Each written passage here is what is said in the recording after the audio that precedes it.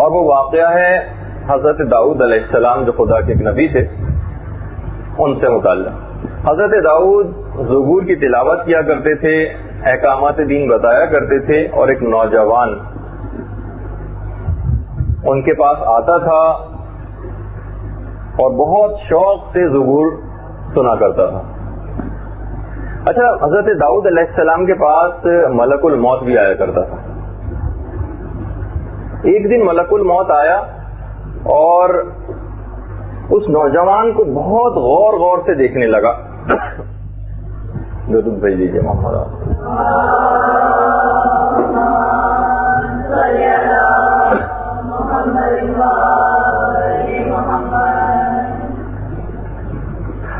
تو بہرحال بہت غور غور سے دیکھنے لگا۔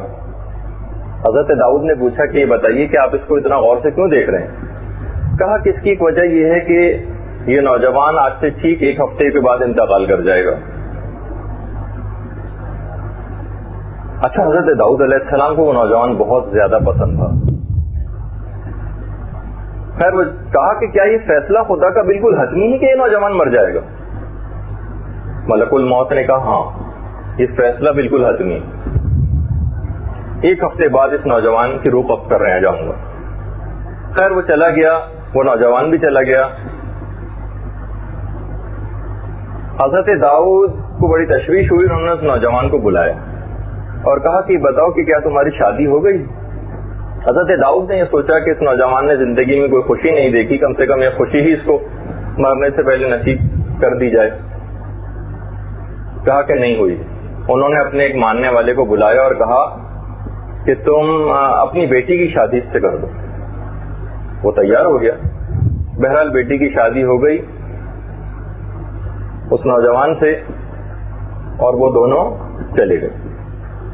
ٹھیک ایک ہفتے بعد حضرت داؤد اس کے جنازے میں تجہیز و تکفین کے سلسلے میں پہنچے۔ وہاں جا کے دیکھا تو وہ نوجوان ویسے ہی زندہ ہے، ہنسی خوشی زندگی گزار رہا ہے۔ حضرت داؤد بہت زیادہ حیران ہوئے کیونکہ فیصلہ بالکل حتمی۔ ملک الموت اگلی ملاقات میں جب حضرت داؤد کے پاس آیا تو حضرت داؤد نے پوچھا کہ آپ نے تو یہ بات بیان کی تھی کہ فیصلہ بالکل حتمی ہے موت کا، پھر یہ نوجوان زندہ کیسے رہا؟ کہا کہ اس نوجوان اور اس کی زوجہ کی آپس میں جو محبت تھی، اور آپ کا اس سلسلے میں تشویش کا اظہار کرنا، اور آپ کے ماننے والے کی یہ محبت جو اس نوجوان سے متعلق تھی، اور ان کے جو شوہر و بیوی کی آپس میں محبت تھی، اس کو دیکھ کر رحمت خدا جوش میں آ گئی، اور خدا کو اپنی رحمت سے یہ بات بہت بعید لگی کہ آپ لوگ تو اس نوجوان کے اوپر اتنا زیادہ مہربان ہو، تو خدا آپ سب سے زیادہ اس نوجوان پہ مہربان، تو اس کی زندگی کے اندر اضافہ کر دیا گیا۔ تو اسی اعتبار